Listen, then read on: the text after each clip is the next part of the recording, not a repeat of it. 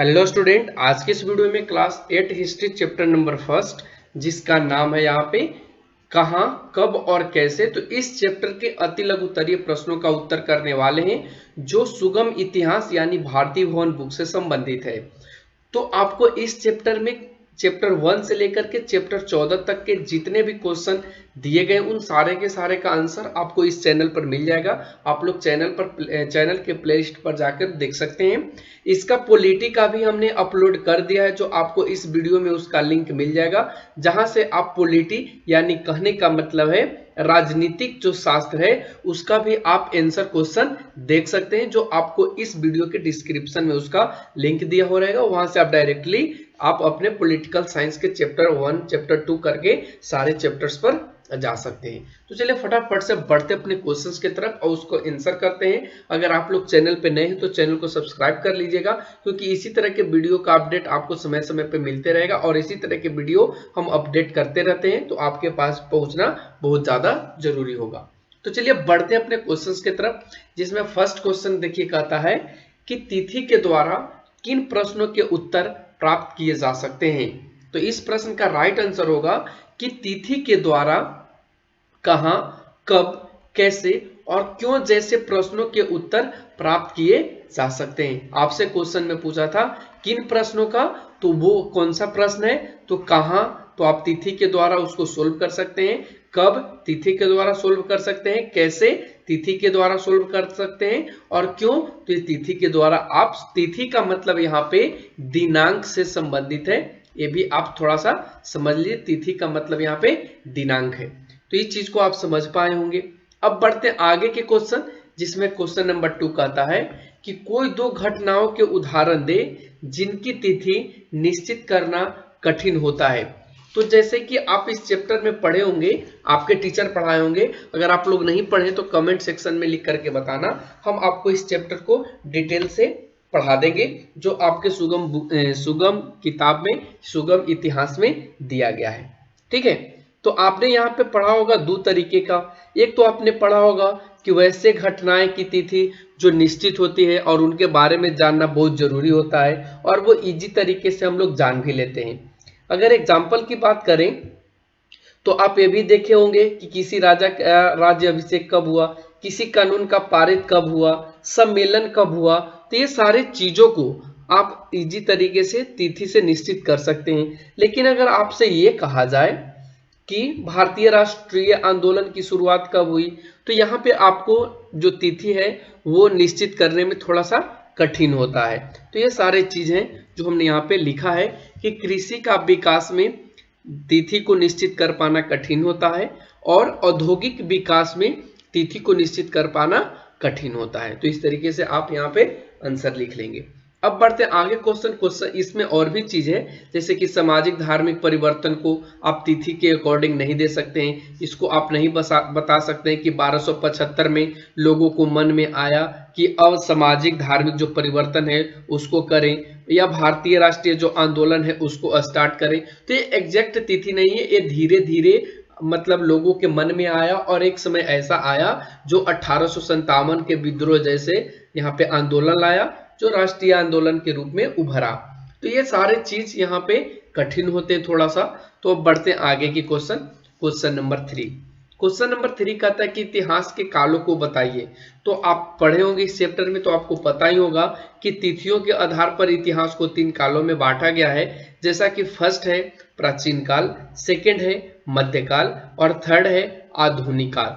हिंदी में तो आप जान गए, इंग्लिश में भी यहाँ पे आप जान सकते हैं। इंग्लिश में इसको एंशियंट कहते हैं, एंशियंट हिस्ट्री। ठीक है, एंशियंट हिस्ट्री, इसको हम लोग बोलते हैं मेडाइवल हिस्ट्री और इसको बोलते हैं मॉडर्न हिस्ट्री।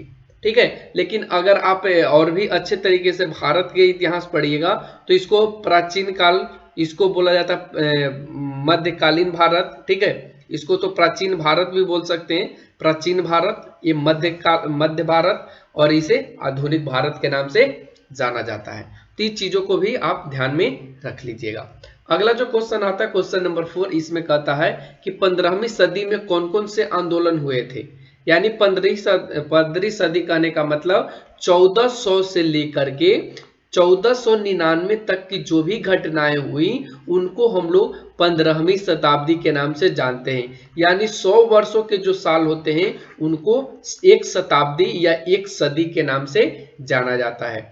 तो ये चीज यहां से आपसे पूछा है 1400 से, या इसको 1399 से भी कह सकते हैं, 1499 तक के जो भी अवधि रहा, इनके बीच में जो भी घटनाएं घटी उनको हम लोग 15वीं शताब्दी के नाम से जानते हैं। तो ये शताब्दी में कौन कौन सी आंदोलन हुए, तो यहाँ पे मुख्य रूप से दो ही आंदोलन आपको देखने को मिलेगा, जिसमें एक आपका पूर्ण जागरण होगा और सेकंड आपका धर्म सुधार होगा। तो ये दोनों आंदोलन ऐसा था जो आने वाले समय में बहुत ज्यादा परिवर्तन लाया, तो इसलिए मुख्य रूप से हमने यहाँ पे दो को दिखा दिया है। अगला क्वेश्चन आता है क्वेश्चन नंबर 5।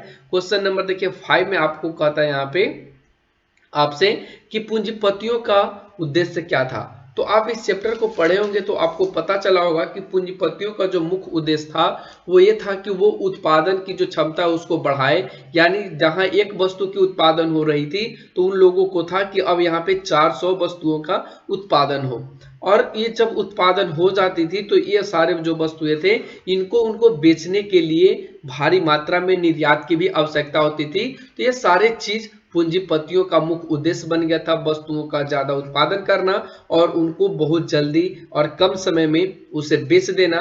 निर्यात का मतलब होता है बेचना या एक जगह से दूसरे जगह भेजना।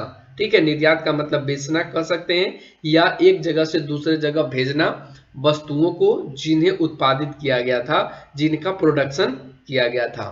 क्वेश्चन नंबर 6 पे आइए। क्वेश्चन नंबर 6 कहता है कि किस कारण से उत्पादन में वृद्धि आई। इस प्रश्न का कहने का मतलब यह है कि पूंजीपतियों ने उत्पादन के क्षेत्र में तो बढ़ोतरी किया, लेकिन उन बढ़ोतरी को कौन से तरीके से किया।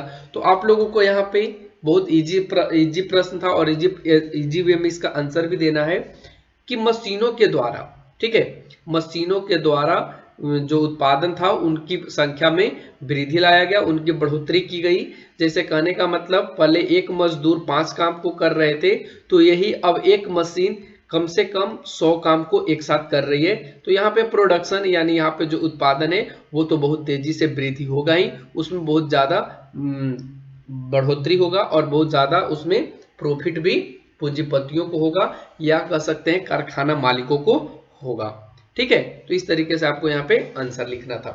क्वेश्चन नंबर 7 देखिए कहता है कि जेम्स मिल ने किस आधार पर भारतीय इतिहास का वर्गीकरण किया था। सबसे पहले आपको पता होना चाहिए कि जेम्स मिल है कौन, क्या मतलब एलियन है या मतलब इंसान है, कौन है। तो आपको बता दें कि जो जेम्स मिल है, ठीक है, जेम्स मिल है यह एक प्रसिद्ध विचारक है। क्या है? एक प्रसिद्ध विचारक है, एक प्रसिद्ध विचारक है, यानी ये विचार करने वाला है।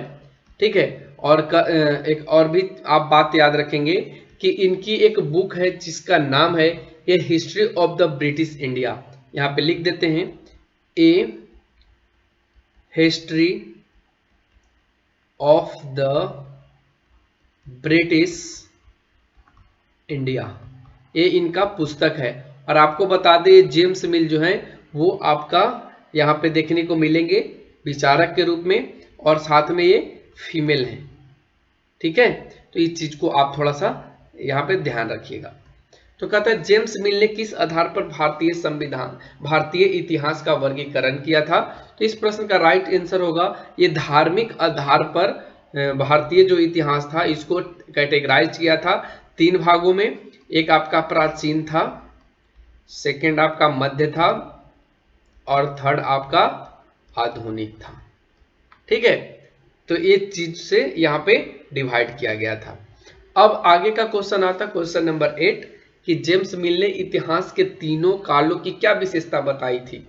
तो इस प्रश्न का राइट आंसर होगा कि जेम्स मिल ने भारतीय इतिहास की विशेषता को इस तरीके से बताया कि प्राचीन काल को इन्होंने हिंदुओं का शासन कहा, मध्य काल को इन्होंने मुसलमानों का शासन कहा, शासक नहीं होगा शासन होगा, मुसलमानों का शासन कहा, तथा आधुनिक काल को अंग्रेजों का यानी कि ब्रिटिशों का ये शासन इन्होंने बताया। तो इनकी विशेषता यह थी कि इन्होंने भारतीय इतिहास को बांटा और बांटने के साथ साथ ये भी इन्होंने बताया कि कौन से काल में कौन से लोग शासन किया करते थे। तो इस तरीके से इस प्रश्न का राइट आंसर ये हो जाएगा। अब बढ़ते आगे क्वेश्चन नंबर 9, जिसमें कहता है कि अंग्रेजी सरकार की आर्थिक नीति की विशेषता क्या थी। ये आपसे क्वेश्चन ने पूछा है कि अंग्रेजी सरकार की आर्थिक नीति की विशेषता क्या थी। तो इस प्रश्न का राइट आंसर होगा कि उद्योगों के लिए अच्छा एवं सस्ता माल प्राप्त करना और अपने उत्पादों को भारतीय बाजार में ऊंची कीमतों पर बेचना अंग्रेजी सरकार की मुख्य विशेषता थी। ये किस चीज की मुख्य विशेषता थी? तो आर्थिक नीति की मुख्य विशेषता थी। आप यहाँ पे जोड़ भी सकते हैं कि अंग्रेजी सरकार की आर्थिक नीति की मुख्य विशेषता थी। तो इस तरीके से आप इस प्रश्न का आंसर ऐसे लिख सकते हैं। अब आता है आगे का क्वेश्चन नंबर 10। देखिए क्वेश्चन नंबर 10 में कहता है कि सरकारी दस्तावेज कहाँ सुरक्षित रखे जाते थे। यानी सरकारी दस्तावेज कहने का मतलब यहाँ पे कागजात से रिलेटेड है। अब कागजात का मतलब आप समझ पा रहे होंगे कि यहाँ पे कागजात का मतलब होता है कि किसी भी चीज का लेखा जोखा किया हुआ, जैसे वो बजट से संबंधित हो, शिक्षा से संबंधित हो या वित्त से संबंधित हो, रुपया पैसा से संबंधित हो। तो इन सारे चीजों का एक कागजी या एक कागज पर लिखा हुआ होता है जिसको दस्तावेज कहा जाता है, और ये सरकारों के द्वारा इन चीजों को लिखा जाता है, तो इसलिए इन्हें सरकारी दस्तावेज कहा जाता है। तो उस जमाने में सरकारी दस्तावेज को कहाँ रखा जाता था? तो इस प्रश्न का राइट आंसर होगा कि सरकारी दस्तावेज को केंद्रीय तथा प्रांतीय प्रशासनिक केंद्रों के रिकॉर्ड रूम में या अभिलेखागार तथा संग्रहालय में सुरक्षित रखा जाता था। तो आप डायरेक्टली यहां से ऐसे भी लिख सकते हैं केंद्रीय तथा प्रांतीय प्रशासनिक केंद्रों के रिकॉर्ड रूम में या अभिलेखागार में या संग्रहालय में सुरक्षित रखे जाते थे। तो आप प्रश्न का ऐसे आंसर लिख सकते हैं। अगला क्वेश्चन आता है क्वेश्चन नंबर 11, जिसमें कहता है कि क्षेत्रीय सर्वेक्षण के द्वारा क्या तैयार किया जाता था। तो आप सभी को बता दें कि यहाँ पे क्षेत्रीय सर्वेक्षण या सर्वेक्षण है क्या। तो ये जो सर्वेक्षण है बच्चों, ये सर्वेक्षण का मतलब होता है किसी विशेष क्षेत्र में जाकर के वहां का जांच पड़ताल करना, विशेष क्षेत्र का, ठीक है, जांच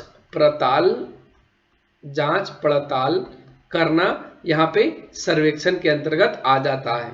ठीक है, तो इस प्रश्न का राइट आंसर होगा कि क्षेत्रीय सर्वेक्षण के द्वारा लोगों की संख्या, धर्म, जाति, व्यवसाय, शिक्षा के बारे में जानकारी प्राप्त कर नक्शा तैयार किया जाता था क्षेत्रीय सर्वेक्षण के द्वारा, और ये चीज आज भी हो रही है, और इन चीजों का नाम आज के डेट में जनगणना दिया गया है। तो आप लोग ध्यान रखेंगे। और ये भी आपको यहाँ पे हम बता दें कि जनगणना प्रत्येक 10 ईयर्स के बाद होता है, 10 साल के बाद होता है।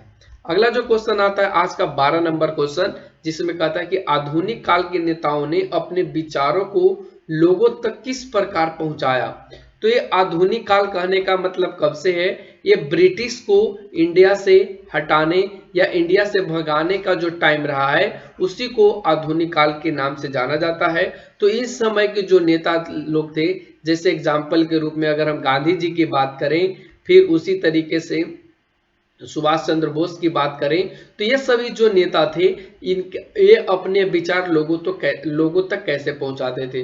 तो आप इन चीजों को थोड़ा सा ध्यान कीजिए, स्मरण कीजिए कि ये लोग कैसे पहुंचाए होंगे, क्योंकि उस जमाने में ना तो टीवी था, ना ही उस जमाने में टेलीफोन मतलब मोबाइल था जो आज हम लोग यूज कर रहे हैं, ना ही उस जमाने में उस तरीके का इंटरनेट सुविधा था। तो ये सारी चीज ना होते हुए भी लोग अपने विचारों को लोगों के पास या एक दूसरे से कैसे शेयर करते होंगे, ये क्वेश्चन में आपसे पूछा है।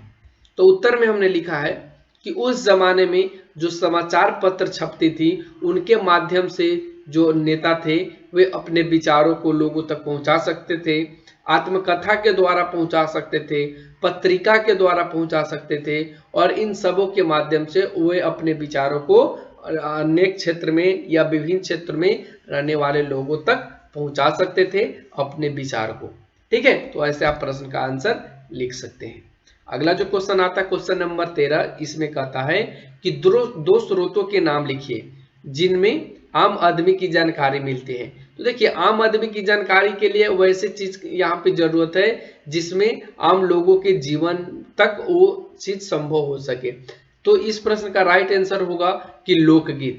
यानी लोकगीत किसी भी टाइम के वे लोग गाते हैं जो आम जनता होती हैं, आम लोग होती हैं। गाथा गीत का मतलब होता है किसी की वीरता को लेकर के, ठीक है, किसी को वीरता को लेकर के गाया जाने वाला गीत, किसी की शोक में गाया जाने वाला गीत, तो ये सभी को गाथा गीत कहते हैं। किसी की खुशी के समय में गाए जाने वाले गीत, तो इन सबों को गाथा गीत के अंतर्गत रखा जाता है। तो ये जो सारी चीजें या ये दो यहाँ पे स्रोत हैं जिनके माध्यम से आप एक आम आदमी की जानकारी को प्राप्त कर सकते हैं कि उन लोगों के जो आम जीवन था वो कैसा था आम लोगों का। तो इस तरीके से आज के इस चैप्टर में इतना ही क्वेश्चन है अति लघुत्तरीय का। तो आप लोगों को ये वीडियो कैसा लगा कमेंट सेक्शन में कमेंट करके जरूर बताना।